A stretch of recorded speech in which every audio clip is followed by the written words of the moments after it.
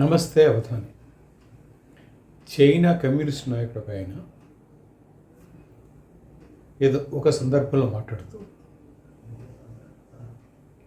పిల్లి రంగు ఏదైతే ఏమిటి దాంతో నాకు సంబంధం లేదు, as long as it catches mouse, ఎలకల్ని అది పట్టుకున్నంతసేపు దాని కలర్తో నాకు ఎవరి సంబంధం అంటే ఇక అది నీ దేని గురించి చెప్తారంటే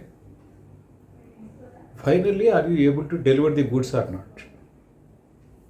నాట్ ది మీన్స్. అంటే నువ్వు ఏ సిస్టమ్ ఫాలో అయ్యేవారు దాంతో ఎవరికి సంబంధం లేదు, నువ్వు ఫైనల్ రిజల్ట్ అచీవ్ చేసేవారు లేదా అనేదే లెక్క. ఇది చెప్పడం వస్తుంది. ఈ మధ్య రాజకీయాల్లో పర్టికులర్గా బీజేపీ కేంద్రంలో అధికారంలోకి వచ్చిన తర్వాత చాలామంది ఏమంటున్నారంటే ప్రతిపక్షాలను చేర్చడం, ప్రతిపక్షాల్లో ఒక చీలిక తీసుకొచ్చి వేరే వర్గానికి గుర్తింపు తేవడము, ప్రధాన పక్షాన్ని మైండ్యూట్ చేయడము, ఇది బీజేపీ స్ట్రాటజీ. దీనికి మోదీ, అమిత్ షా వాళ్ళ డైరెక్షన్లో జరుగుతూ ఉంటుందని చెప్తుంటారు.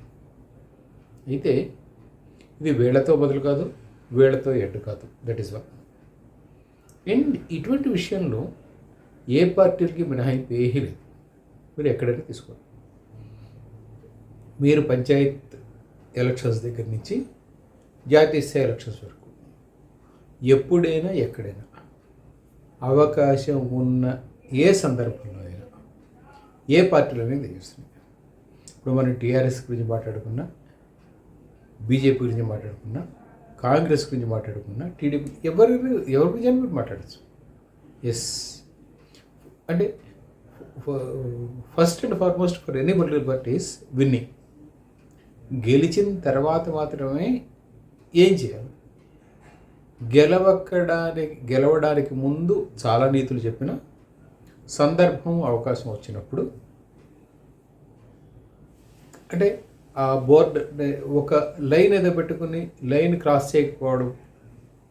చేయకపోవడం అనేది లేదు, ఎవరికి లేదు. ఈరోజు కర్ణాటకలో ఎమ్మెల్సీ ఎలక్షన్స్ జరిగాయి. బీజేపీ నుంచి ఒక 6 క్రాస్ ఓట్ అయ్యారు.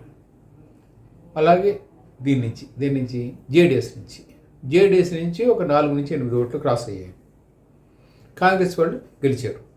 అంటే ఐ థింక్ ఇట్ ఈస్ 6+2 అనుకుంటా. 6 సీట్లు కాంగ్రెస్ వాళ్ళు, 2 సీట్లు బీజేపీ వాళ్ళు గెలిచారు. వాస్తవానికి బీజేపీ మద్దతుతో జేడీఎస్ ఇంకొక సీటు గెలవలేదు, ఓడిపోయింది. క్రాస్ ఓటింగు ఎన్డీఏ మిత్రపక్షాలు అయిన బీజేపీ, జేడీఎస్ రెండింటికి జరిగింది. వాట్ ఇట్ ఇండికేట్స్ అంటే ఏ పార్టీ అయినా ఇప్పుడు వాస్తవానికి బీజేపీ ఇలా చీలుస్తోంది, బీజేపీ వ్యతిరేకంగా ఉద్యమం చేయాలని రాహుల్ గాంధీ చెప్పుకొచ్చాడు కదా. రాహుల్ గాంధీ కాదు, మిగిలిన అన్ని పక్షాలు చెప్తున్నారు. ఎందుకంటే దే ఆర్ బికమింగ్ వీక్. ఇప్పుడు మమతా బెనర్జీ చెప్తుంది, ఇక్కడ అన్నాడీఎంకే వాళ్ళు చెప్తున్నారు, లేదా డిఎంకే వాళ్ళు చెప్తున్నారు, ఇక్కడ రేవంత్ రెడ్డి వాళ్ళు అందరూ చెప్తున్నారు. ఎందుకు అంటే BJP is getting stronger, that is one. And it is splitting the parties అనేది కూడా ఆరోపణ. రైట్. రాజకీయ నాయకులు ఏ పార్టీ వాళ్ళైనా their commitments are more to their future, not to the parties. ఏ పార్టీ అయినా తీసుకోండి, except few leaders. For them their political future is more important than the sayings or whatever you put it. ఎందుకంటే నీతి వాక్యాలు చెప్పడం అదే సినిమాలో ఉంది కదా పాట, ఎదటి వారికి చెప్పేటందుకు నీతులు ఉంటాయి. అవతల వాడిని తప్పు పట్టడానికి అవకాశం వస్తే అవతల వాడి మీద రాయేయడానికి మాత్రమే నీతి వాక్యాలు ఎవరైనా బలిస్తారు. కానీ ఇప్పుడు దీంట్లో తమిళనాడులో కూడా అదే జరిగింది కదా. తమిళనాడులో he's new to politics Vijay. Vijay వల్ల ఏమవుతుంది, అసలు విజయ్ పవర్లోకి వస్తాడా అన్నంతగా తీసి పారేశారు కదా. అతను పవర్లోకి వచ్చాడు కదా, వచ్చిన తర్వాత ఏం జరిగిందో చూసాం కదా, చీరలు వచ్చింది కదా అన్నాడీఎంకేలో. So for anybody it is survival, only survival. And the best part now is at least in 2 states, Kerala గురించి నాకు తెలీదు, at least in 2 states, Congress is getting stronger. Congress party ఎందుకు బలపడుతుందంటే స్థానిక నాయకత్వం కదా. I don't attribute it to national level leadership. National level లీడర్షిప్కి ఆ స్థానిక నాయకులు మేబీ ఇక్కడ రేవంత్ రెడ్డి, అక్కడ శివకుమార్, దే అట్రిబ్యూట్ ఇట్, అంటే మేము పార్టీ నాయకత్వం కారణంగా, పార్టీ సపోర్ట్ కారణంగా ఇట్లా వచ్చామని వీళ్ళు టు ఇంప్రెస్ దేర్ బాసెస్ వీళ్ళు చెప్తారేమో. కానీ ఇన్ ఆల్ ప్రాక్టికల్ టర్మ్స్ ఈరోజు తెలంగాణలో కాంగ్రెస్ స్ట్రాంగ్గా ఉండడు, కానీ అక్కడ కర్ణాటకలో కాంగ్రెస్ స్ట్రాంగ్గా ఉండరు. కానీ కారణం ఇక్కడ రేవంత్ రెడ్డి, అక్కడ శివకుమార్, వీళ్ళు మాత్రమే.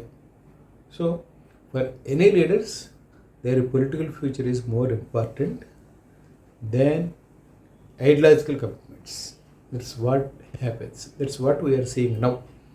అంటే మరి ఆయా పార్టీలు కట్టుబడి ఉన్న నాయకులు ఉన్నారు కదా అంటే yes, but their percentage is very minimal, చాలా తక్కువ. And for any political leader, మనం పొలిటికల్ పార్టీస్కి అధికారంలోకి రావడమే పరమావధి, దానికోసమే అవన్నీ పనిచేస్తాయి అని అలా చెప్పుకుంటాము. అట్లాగే రాజకీయ నాయకులకు కూడా వాళ్ళ భవిష్యత్తు చాలా ఇంపార్టెంట్. వర్తమానాన్ని ఆనుకుని ఇమ్మీడియట్ భవిష్యత్తు. అంటే ఇప్పుడు 10 ఏళ్ళ తర్వాత పరిస్థితి కాదు, ఇమ్మీడియట్ ఫ్యూచర్, దాని మీద దృష్టి పెట్టుకుని మాత్రమే రాజకీయ నాయకులందరూ పనిచేస్తున్నారు. దీనికి లేటెస్ట్ ఉదాహరణ కర్ణాటక అవధానం.